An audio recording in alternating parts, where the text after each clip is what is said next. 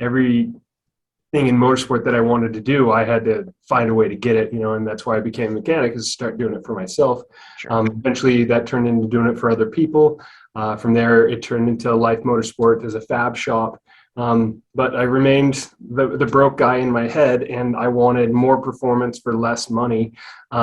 Weight was the enemy, and the Sierra car was like, man, you can have 200 horsepower, and the car only weighs, 800, 900 pounds. You have great power to weight ratio, super reliable.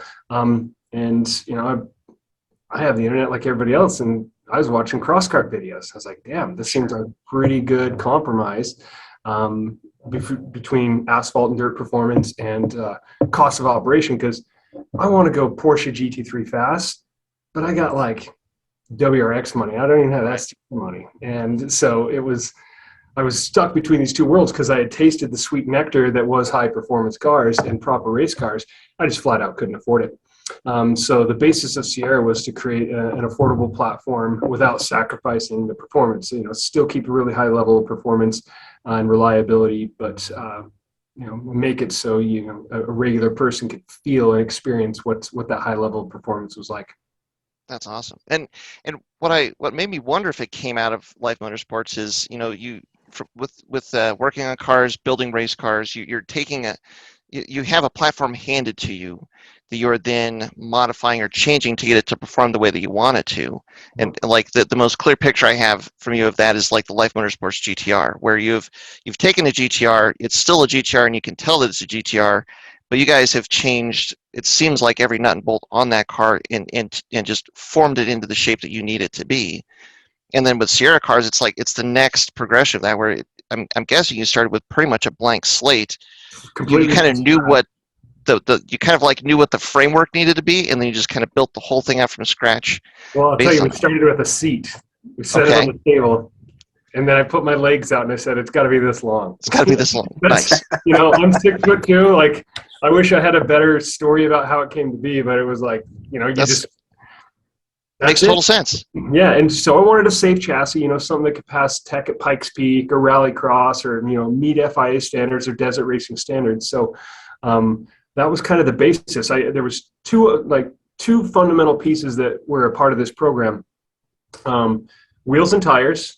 Well, wheels, and then the Hayabusa engine. So those were the two things. The Hayabusa has been around forever. It's tried, it's true, it's proven. Great power to weight ratio. You can find them online all day for $1,500. So I said, this is going to be the engine that we're going to base everything around. And the other thing was 13-inch wheels and tires, because every good racing slick comes in a 13. All the good tires for that side of things comes in a 13. And it's easy to go to 14 or 15-inch wheel and get all the good rally tires too. So that was the two main things that we based the design of the car around. Is, I'm 6'2", I'm a taller guy, so if the car can fit me, it's going to fit 95% of the people in the world. The Hayabusa engine, it is proven. It takes boost really well. It was going to help me achieve those Pikes Peak dreams. Part of this is self-serving with the Sierra stuff, because I had Pikes Peak dreams. There's things that I wanted to do, goals I wanted to accomplish, while simultaneously creating a car that would be high performing and low cost for the average consumer.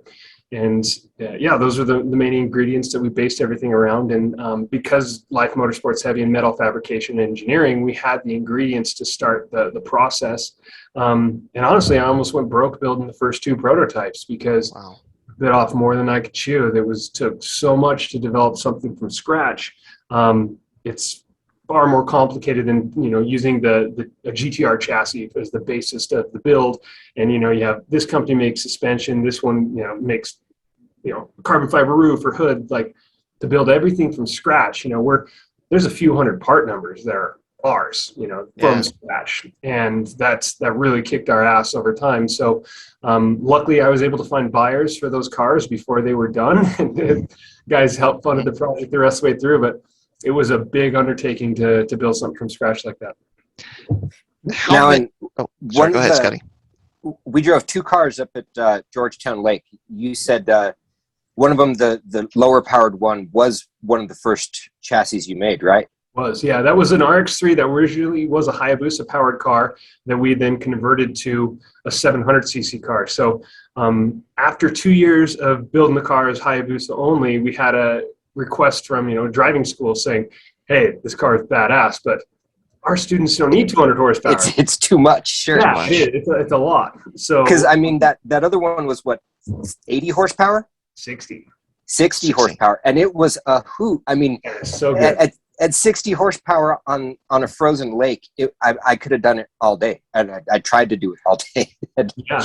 Well, the biggest surprise of that whole thing was I thought we were building a school car, a kid's car, something like that, and it exceeded all of our expectations. The car lost 150 pounds, but 60% of its power. It was a good trade. It was a fair trade because the car still performs so good in off-road stuff and on the ice. You don't really, and it still goes 70 miles an hour, so it still cooks really good. So we had a good chassis, good suspension, brakes, and foundation to base everything around, and then just put the lower horsepower engine behind it, and it's just as fun to drive. It doesn't have that like wow factor of all the power, but it is plenty fun to drive. And I was in sand dunes with it, 2 months ago, and it was my car of choice. I was in the 700 with the power steering, just cruising around. It was such a fun thing to cruise around on, and you don't have to drive it like a race car. You can just kind of cruise around. And that kind of happened on accident and turned out to be one of our better cars. And it's worth mentioning, so it's a single piston engine, so it's got a lot of low end torque, so that the horsepower doesn't tell all the story. It is still actually a pretty torquey engine. And I just remember it just felt like it just had all this grunt, like in the low gears. I can totally see it on the sand dunes. It just being a blast. Where'd you find a 700cc single piston motor? Yamaha quad. Man, wow. Yeah, that's a beefy piston. I looked at the math behind it. It's just like similar bore and stroke as a big block. So it's wow. Take one hole out of a big block and there you go. It really exceeded our expectations on that stuff, and everybody loves to drive them, and it's a good choice. We've sold a couple of the new cars where people have the RX-3 suspension and brakes, so it's got the longer travel, big brakes and all that, with the lower power package. Another advantage of that is it's chain drive, but it also has reverse. Where a Hayabusa, you don't have reverse. So you can get in certain situations on a track spin or something like that, and you're waiting for somebody to come and push you out. Whereas the 700cc car, it has built-in reverse from the factory, those quads did. So there's another nice little feature. We now offer reverse on all the Hayabusa powered cars with a SEDEV gear transfer system. So we've ditched the chain on the Hayabusa cars, gone away from that, and it's all gear drive now. So it offers reverse, adjustable gear ratios, and cool stuff like that. But nice. the 700 kind of happened on accident, and I was a little reluctant to do it, but we had a request for it.